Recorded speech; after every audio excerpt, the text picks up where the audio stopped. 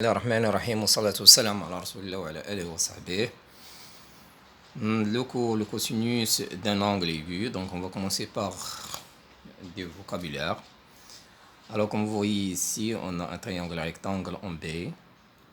Le plus grand côté, c'est AC. Le côté opposé à l'angle droit s'appelle l'hypoténuse. Le côté AB, c'est le côté qui relie le sommet de l'angle BAC, ou bien de l'angle A, au sommet de l'angle droit B, donc ça s'appelle le côté adjacent à l'angle BAC, à cet angle-là. Pour l'angle C, donc l'hypoténuse sera CA et le côté adjacent c'est CB. Donc, définition, dans un triangle rectangle, le côté adjacent à un angle aigu relie le sommet de l'angle aigu au sommet de l'angle droit. Maintenant, on passe à une activité donc, qui nous concerne ici. Alors, comme vous voyez sur la figure, on a le triangle ABC et les rectangles en B, et le triangle AMN et les rectangles en M.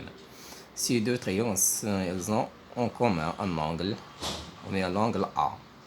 Donc l'angle BAC, c'est la même chose que l'angle MAN. Alors, dans le triangle ABC, donc le côté adjacent à cet angle c'est AB et l'hypoténuse c'est AC. Dans le triangle AMN, le côté adjacent de l'angle A c'est AM et l'hypoténuse c'est AN. La question c'est que montrer que le rapport AB sur AC, donc AB sur AC, donc le côté adjacent sur le côté ou bien l'hypoténuse égale AM sur AN, AM sur AN, c'est-à-dire la longueur du côté adjacent sur la longueur de l'hypoténuse. Alors on passe à la démonstration. Alors on a BC, il est perpendiculaire à B, la même chose, MN il est perpendiculaire à AB.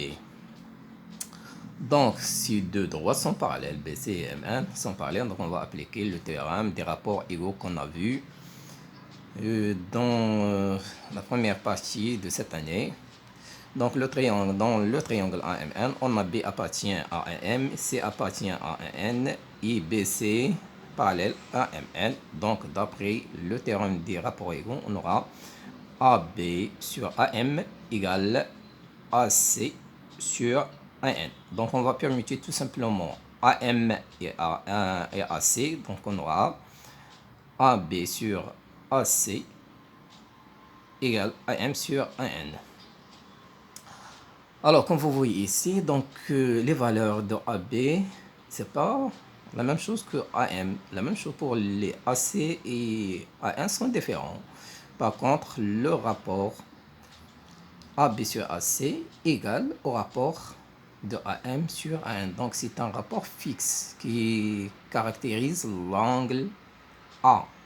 Donc, le côté, ou bien la longueur du côté adjacent sur la longueur de l'hypoténuse reste toujours fixe pour cet angle-là.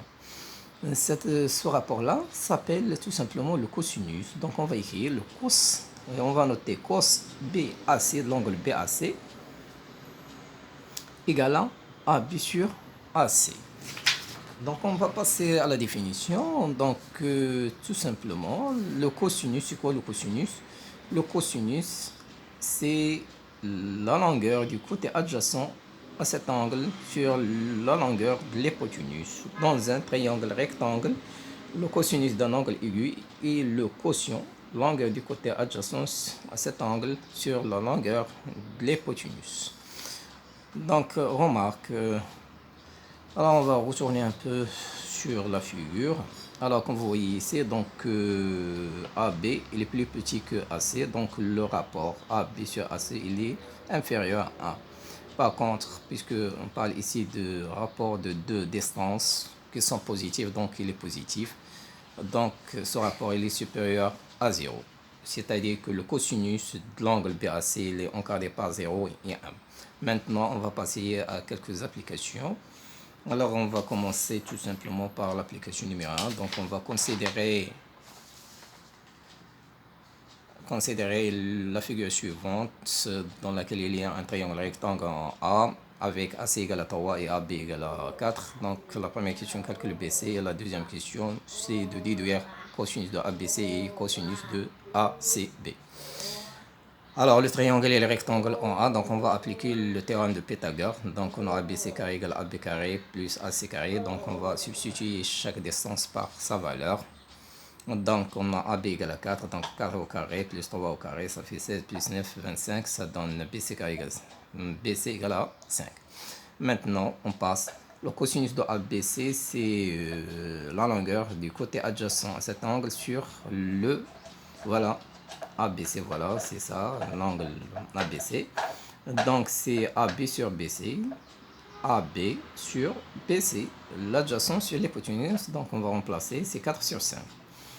Le cosinus de ACB, c'est toujours l'adjacent. L'adjacent, c'est CA.